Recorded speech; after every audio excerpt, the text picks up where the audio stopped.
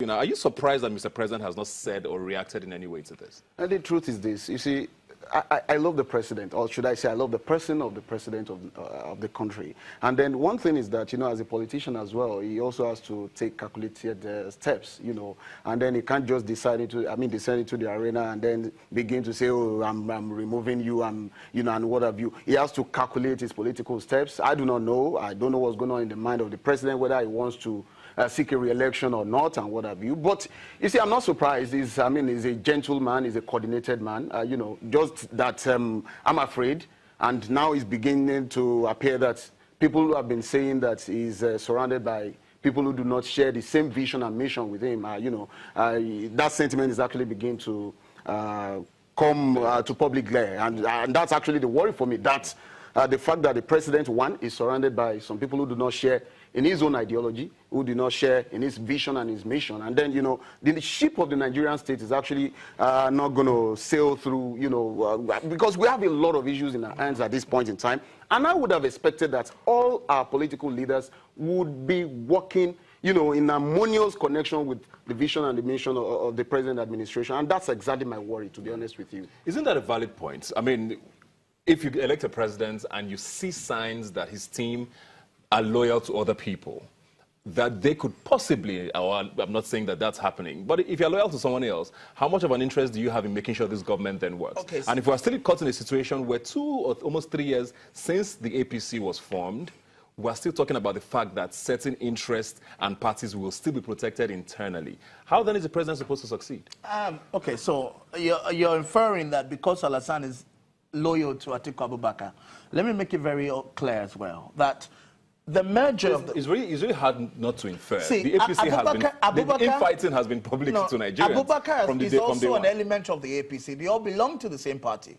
They all belong to the same association. And it's important to understand that loyalty to a mentor who nominated her is like expecting the vice president not to be, you know, to continue his personal relationship with Asiwaju Bola Ahmed Tinubu because he now works for the federal government of Nigeria, because he's also a national leader of the All Progressive Congress. It's a different thing if she's not loyal to somebody in another political party, but they're part of the same political party. She's a minister of the federal government. Our personal loyalty is different from our official job. She's serving the government of Nigeria. But her personal loyalty is also politically inclined. So it's different if you're saying her personal loyalty is to her husband. That has nothing to do with government. But if you're saying her personal loyalty is to someone who wants to be in government, against the government I'm serving, how do you balance that out? Okay, so that's where you come up with the moral point of it. And now that's, you know, Atiku wants to come out. But as you said, they had a conversation, which we're not privy of. She's come out to say, the president is saying, I want to run, or I'm going to only run for one term. Of course, people have come out and said that's not true, that's not going to happen, but that's their own. I'm talking based on the fact that, you know, this is a conversation that happened between her and a mentor, but has been taken into a public space and made an issue of national interest.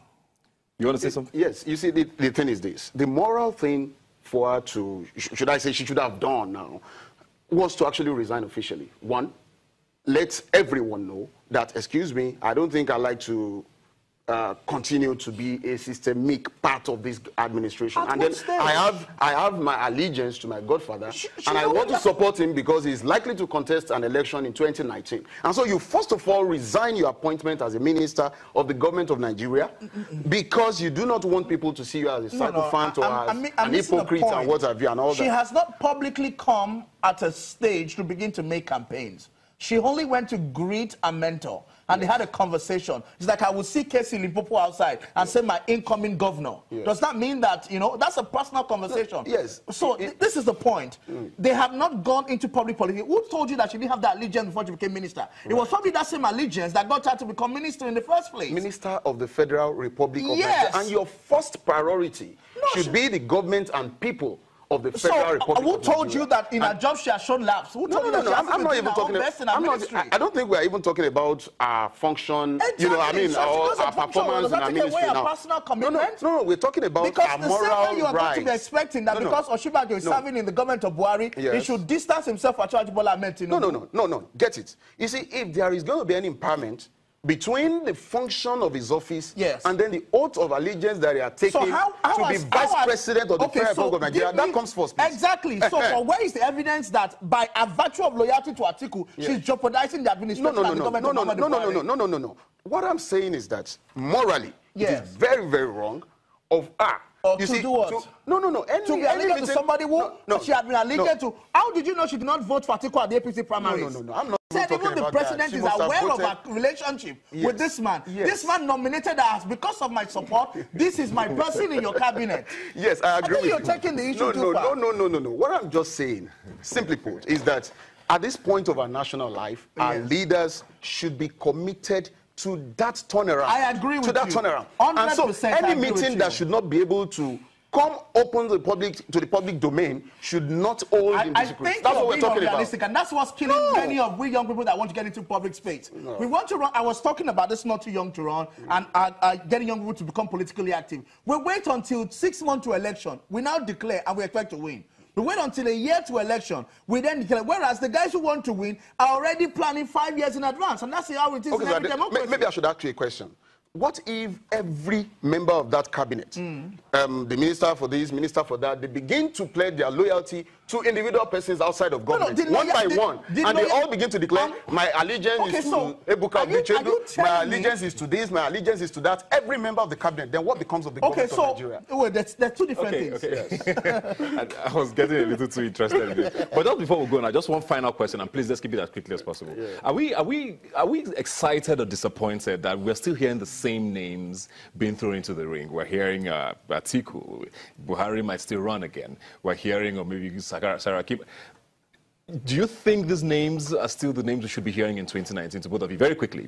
Well, it's unfortunate, but the truth is that young people would need to seriously take the bull by the horn, and then, of course, descend to the arena of politics and, of course, take charge of the affairs of their country. It's not going to come cheap. It's not going to come easy, but we should be ready to pay the ultimate price. And that was exactly what President Olusegun Obasanjo just said some time ago. It was like, if you're expecting somebody or Saraki or myself to leave the place for you and what have you, might never happen. And so that's what I think we need. 90% of us must be ready to run against the run of play. That's the reality. The run of play is never going to accommodate us. But we must be courageous to get into the space ourselves. And that's why I say you have to begin to plan now.